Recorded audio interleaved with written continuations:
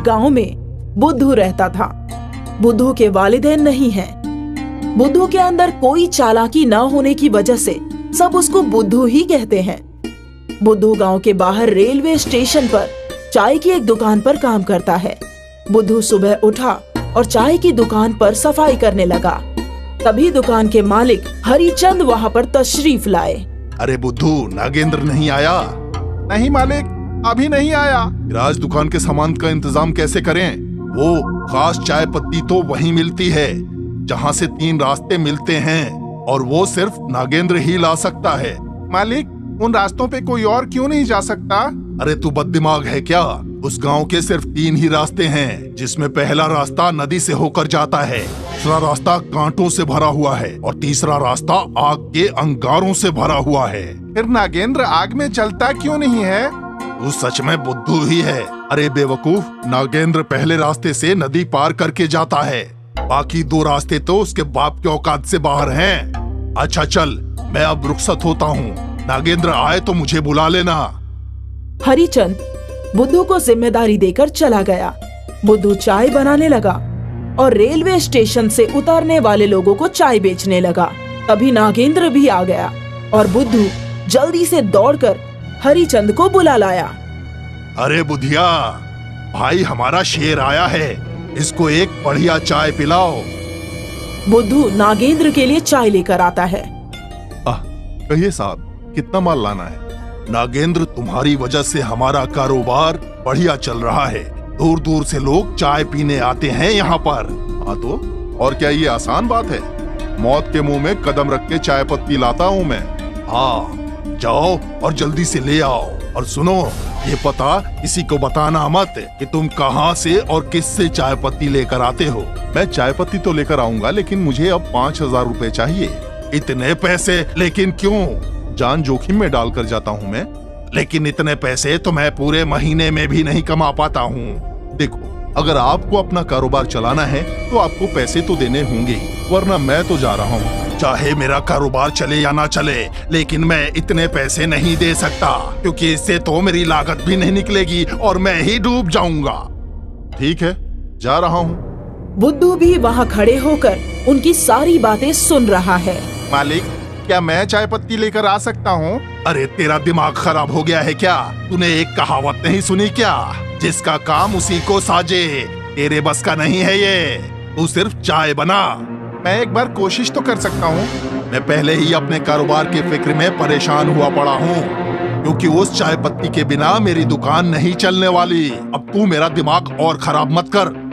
हरिचंद अपने मुस्तकबिल को लेकर परेशान हो गया और वहीं जमीन पर लेट गया।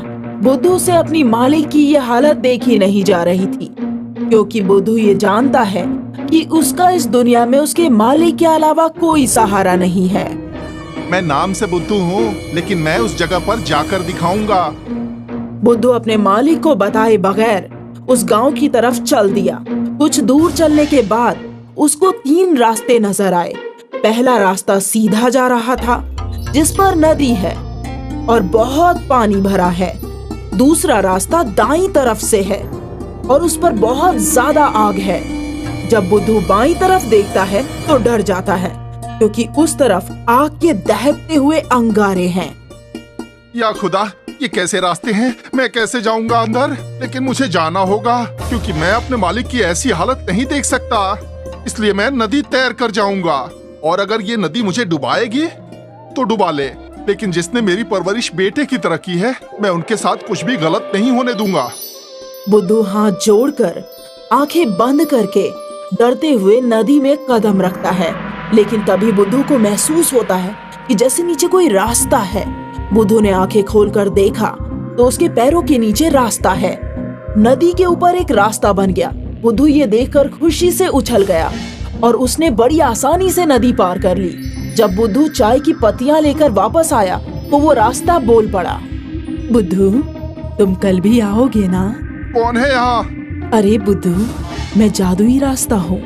तुम्हारे ऊपर रहम करके मैंने तुम्हारी मदद की है। अब तुम रोज यहाँ आ सकते हो। धन्यवाद जादुई रास्ते, अब मैं रोज यहाँ आया करूँगा। बुद्धू खुशी खुशी दुकान की तरफ चल दिया। बुद्धू हरिचंद को बिना इत्तला किए दुकान से गया था, इसीलिए हरिचंद बहुत गुस्से में था और बुद्धू का बेसब्री से आने का इंतजार कर रहा है। और अभी उसकी नजर मुस्कुराते हुए बुद्धू पर पड़ गई। बुद्धू को मुस्कुराता हुआ देखकर हरिचंद के गुस्से में उबाल आ गया। उसने एक डंडा उठाया और बुद्धू को पीटना शुरू कर दिया। कहाँ गया था? मैं जादुई रास्ते से आपके लिए चाय पत्ती लाने गया था। बुद्धू ने चाय की पत्तियां हरिचंद के हवाले कर दी। ये देखकर हरिचंद को बहुत हैरानी हुई और बहुत रोना भी आ गया। उसने बुद्धू को गले लगा लिया और अपना बेटा मान लिया। ज्यादा पैसों के लालच में नागेंद्र ने खुद अपने पेट पर लात मार ली थी, इसलिए अब उसने बुद्धू पर नजर रखनी शुरू कर दी और एक दिन बुद्धू को जादुई रास्ते के पास रोक लिया। अरे बुद्धू रुको, तुम इसमें डूबकर मर जाओगे। नहीं नहीं भाई, मैं इसमें नहीं डूबूंगा, ये एक जादुई रास्ता है। बुद्धू ने अपने भोलेपन में सारी बात उसे बता दी। अच्छा बेटा, तुम तो बड़े खिलाड़ी निकले, तुम्हारा कुछ न कुछ करना होगा। नागेंद्र ने बुद्धू को एक पेड़ से बांध दिया। अरे भैया, क्या कर रहे हो? अब तू यहीं मर, कोई जंगली जानवर आएगा और तुझे खा जाएगा। नागेंद्र ने जैसे ही नदी में कदम रखा, नदी ने उसे अपनी तरफ खींच लिया और तीनों रास्ते आपस में मिल गए। अब नागेंद्र आग में जलता रहा और पानी में भी डूबता रहा। कुछ देर तड़पने के बाद उसकी मौत हो गई और रास्तों से आवाज आई, हम तीनों जादुई रास्ते सिर्फ भोले भाले मासूम लोगों पर ही रहम करते, जो भी हमारा चालाकी से नाजायज फायदा उठाता है, हम उसका यही हाल करते हैं। आओ बुद्धू, चाय की पत्ती ले जाओ और ये 2 मटके भी उठा लो। बुद्धू हीरे जवाहरात से भरे 2 मटके लेकर दुकान पर पहुंचा और हरिचंद ने 1 महीने में ही एक बड़ा होटल खोल लिया, जिसमें वो चाय उसकी ब्रांड बन गई और बुद्धू का निकाह हो गया। बुद्धू अभी भी उन जादुई रास्तों की मदद से चाय की पत्तियां लेकर आता है, जिसकी वजह से दूर दूर तक उसकी मकबूलियत फैल गई। मीरपुर गांव में बुद्धू रहता था। बुद्धू के वालिदैन नहीं हैं। बुद्धू के अंदर कोई चालाकी न होने की वजह से सब उसको बुद्धू ही कहते हैं। बुद्धू गांव के बाहर रेलवे स्टेशन पर चाय की एक दुकान पर काम करता है। बुद्धू सुबह उठा और चाय की दुकान पर सफाई करने लगा। तभी दुकान के मालिक हरिचंद वहां पर तशरीफ लाए। अरे बुद्धू, नागेंद्र नहीं आया? नहीं मालिक, अभी नहीं आया। राज दुकान के सामान का इंतजाम कैसे करें? वो खास चाय पत्ती तो वहीं मिलती है जहाँ से 3 रास्ते मिलते हैं और वो सिर्फ नागेंद्र ही ला सकता है। मालिक, उन रास्तों पे कोई और क्यों नहीं जा सकता? अरे तू बददिमाग है क्या? उस गांव के सिर्फ 3 ही रास्ते हैं, जिसमें पहला रास्ता नदी से होकर जाता है, दूसरा रास्ता कांटों से भरा हुआ है और तीसरा रास्ता आग के अंगारों से भरा हुआ है। फिर नागेंद्र आग में जलता क्यों नहीं है? तू सच में बुद्धू ही है। अरे बेवकूफ, नागेंद्र पहले रास्ते से नदी पार करके जाता है, बाकी 2 रास्ते तो उसके बाप के औकात से बाहर हैं। अच्छा चल, मैं अब रुखसत होता हूँ, नागेंद्र आए तो मुझे बुला लेना। हरिचंद बुद्धू को जिम्मेदारी देकर चला गया।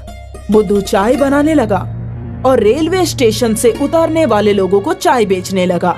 तभी नागेंद्र भी आ गया और बुद्धू जल्दी से दौड़कर हरिचंद को बुला लाया।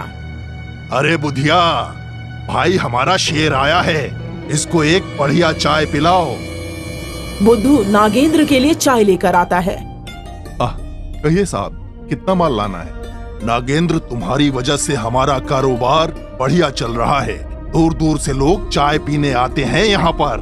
हाँ तो और क्या ये आसान बात है? मौत के मुंह में कदम रख के चाय पत्ती लाता हूँ मैं।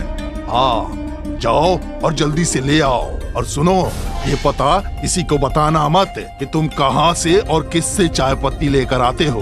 मैं चाय पत्ती तो लेकर आऊंगा, लेकिन मुझे अब 5000 रुपए चाहिए। इतने पैसे? लेकिन क्यों? जान जोखिम में डालकर जाता हूँ मैं। लेकिन इतने पैसे तो मैं पूरे महीने में भी नहीं कमा पाता हूँ। देखो, अगर आपको अपना कारोबार चलाना है तो आपको पैसे तो देने होंगे, वरना मैं तो जा रहा हूँ। चाहे मेरा कारोबार चले या ना चले, लेकिन मैं इतने पैसे नहीं दे सकता, क्योंकि इससे तो मेरी लागत भी नहीं निकलेगी और मैं ही डूब जाऊंगा। ठीक है, जा रहा हूँ। बुद्धू भी वहाँ खड़े होकर उनकी सारी बातें सुन रहा है। मालिक, क्या मैं चाय पत्ती लेकर आ सकता हूँ? अरे तेरा दिमाग खराब हो गया है क्या? तूने एक कहावत नहीं सुनी क्या? जिसका काम उसी को साजे। तेरे बस का नहीं है ये, तू सिर्फ चाय बना। मैं एक बार कोशिश तो कर सकता हूँ। मैं पहले ही अपने कारोबार की फिक्र में परेशान हुआ पड़ा हूँ, क्योंकि उस चाय पत्ती के बिना मेरी दुकान नहीं चलने वाली। अब तू मेरा दिमाग और खराब मत कर। हरिचंद अपने मुस्तकबिल को लेकर परेशान हो गया और वहीं जमीन पर लेट गया। बुद्धू से अपनी मालिक की ये हालत देखी नहीं जा रही थी, क्योंकि बुद्धू ये जानता है कि उसका इस दुनिया में उसके मालिक के अलावा कोई सहारा नहीं है। मैं नाम से बुद्धू हूँ, लेकिन मैं उस जगह पर जाकर दिखाऊंगा। बुद्धू अपने मालिक को बताए बगैर उस गांव की तरफ चल दिया। कुछ दूर चलने के बाद उसको 3 रास्ते नजर आए। पहला रास्ता सीधा जा रहा था, जिस पर नदी है और बहुत पानी भरा है। दूसरा रास्ता दाईं तरफ से है और उस पर बहुत ज्यादा आग है। जब बुद्धू बाईं तरफ देखता है तो डर जाता है, क्योंकि उस तरफ आग के दहकते हुए अंगारे हैं। या खुदा, ये कैसे रास्ते हैं? मैं कैसे जाऊंगा अंदर? लेकिन मुझे जाना होगा, क्योंकि मैं अपने मालिक की ऐसी हालत नहीं देख सकता। इसलिए मैं नदी तैर कर जाऊंगा, और अगर ये नदी मुझे डुबाएगी तो डुबा ले, लेकिन जिसने मेरी परवरिश बेटे की तरह की है, मैं उनके साथ कुछ भी गलत नहीं होने दूंगा। बुद्धू हाथ जोड़कर आंखें बंद करके डरते हुए नदी में कदम रखता है, लेकिन तभी बुद्धू को महसूस होता है कि जैसे नीचे कोई रास्ता है। बुद्धू ने आंखें खोलकर देखा तो उसके पैरों के नीचे रास्ता है। नदी के ऊपर एक रास्ता बन गया। बुद्धू ये देखकर खुशी से उछल गया और उसने बड़ी आसानी से नदी पार कर ली। जब बुद्धू चाय की पत्तियां लेकर वापस आया तो वो रास्ता बोल पड़ा। बुद्धू, तुम कल भी आओगे ना? कौन है यहाँ? अरे बुद्धू, मैं जादुई रास्ता हूँ। तुम्हारे ऊपर रहम करके मैंने तुम्हारी मदद की है। अब तुम रोज यहाँ आ सकते हो। धन्यवाद जादुई रास्ते, अब मैं रोज यहाँ आया करूँगा। बुद्धू खुशी खुशी दुकान की तरफ चल दिया। बुद्धू हरिचंद को बिना इत्तला किए दुकान से गया था, इसीलिए हरिचंद बहुत गुस्से में था और बुद्धू का बेसब्री से आने का इंतजार कर रहा है। और अभी उसकी नजर मुस्कुराते हुए बुद्धू पर पड़ गई। बुद्धू को मुस्कुराता हुआ देखकर हरिचंद के गुस्से में उबाल आ गया। उसने एक डंडा उठाया और बुद्धू को पीटना शुरू कर दिया। कहाँ गया था? मैं जादुई रास्ते से आपके लिए चाय पत्ती लाने गया था। बुद्धू ने चाय की पत्तियां हरिचंद के हवाले कर दी। ये देखकर हरिचंद को बहुत हैरानी हुई और बहुत रोना भी आ गया। उसने बुद्धू को गले लगा लिया और अपना बेटा मान लिया। ज्यादा पैसों के लालच में नागेंद्र ने खुद अपने पेट पर लात मार ली थी, इसलिए अब उसने बुद्धू पर नजर रखनी शुरू कर दी और एक दिन बुद्धू को जादुई रास्ते के पास रोक लिया। अरे बुद्धू रुको, तुम इसमें डूबकर मर जाओगे। नहीं नहीं भाई, मैं इसमें नहीं डूबूंगा, ये एक जादुई रास्ता है। बुद्धू ने अपने भोलेपन में सारी बात उसे बता दी। अच्छा बेटा, तुम तो बड़े खिलाड़ी निकले, तुम्हारा कुछ न कुछ करना होगा। नागेंद्र ने बुद्धू को एक पेड़ से बांध दिया। अरे भैया, क्या कर रहे हो? अब तू यहीं मर, कोई जंगली जानवर आएगा और तुझे खा जाएगा। नागेंद्र ने जैसे ही नदी में कदम रखा, नदी ने उसे अपनी तरफ खींच लिया और तीनों रास्ते आपस में मिल गए। अब नागेंद्र आग में जलता रहा और पानी में भी डूबता रहा। कुछ देर तड़पने के बाद उसकी मौत हो गई और रास्तों से आवाज आई, हम तीनों जादुई रास्ते सिर्फ भोले भाले मासूम लोगों पर ही रहम करते, जो भी हमारा चालाकी से नाजायज फायदा उठाता है, हम उसका यही हाल करते हैं। आओ बुद्धू, चाय की पत्ती ले जाओ और ये 2 मटके भी उठा लो। बुद्धू हीरे जवाहरात से भरे 2 मटके लेकर दुकान पर पहुंचा और हरिचंद ने 1 महीने में ही एक बड़ा होटल खोल लिया, जिसमें वो चाय उसकी ब्रांड बन गई और बुद्धू का निकाह हो गया।